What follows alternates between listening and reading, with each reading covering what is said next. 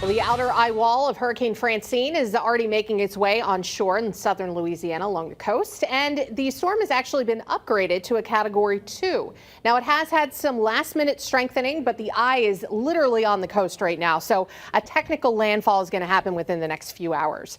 But sustained wind is up to 100 miles an hour now. There have been some buoy reports just offshore by about 10-15 miles of wind gusts up to 115. So it's certainly a powerful hurricane getting ready to make landfall in Louisiana. But you can see just looking at the radar that the rain bands have already been impacting the Gulf Coast for a while now.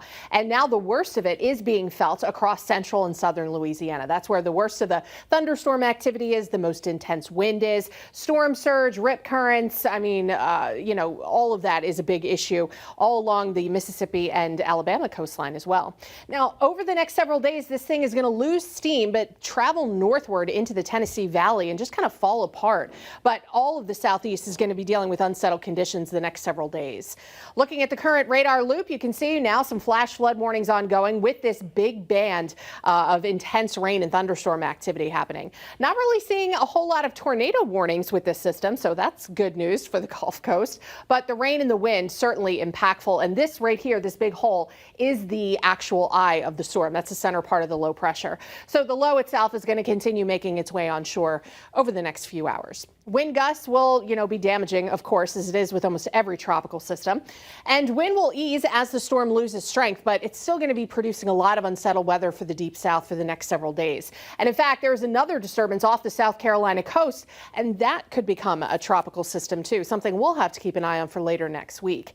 But there is another system out there. Tropical Depression 7 has formed off the Cape Verde Islands off to the west. It's going to stay well out to sea for now.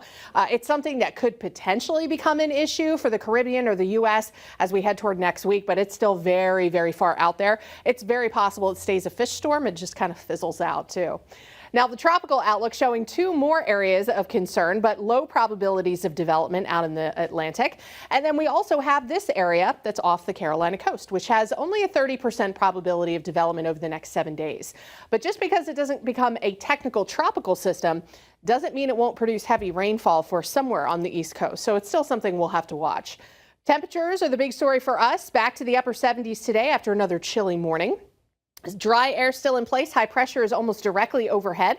So light wind, clear skies, dry air, all leading to another chilly night ahead. But that starts to change late in the week. By Friday, dew points are coming back into the 50s. So our overnight lows will start getting milder, and that stretch looks to last into early next week. Plus, we'll have a little bit of a muggy feel from time to time. And our daytime temperatures keep getting warmer too. Highs tomorrow, lower 80s for the Connecticut River Valley, upper 70s in the Berkshires and Boston, mid 70s for the Cape and Islands. Friday, lower to middle 80s across the Bay State. It's going to be a warm one for the valley on Friday, kicking off the Big E with that full sunshine and those higher dew points. It is going to feel like summer. That summer feel will last all weekend and into early next week. Then later next week, this weather pattern finally starts to break up a little bit. We'll be watching for the chance for some showers, at least for the later half of next week. Chris and Abby.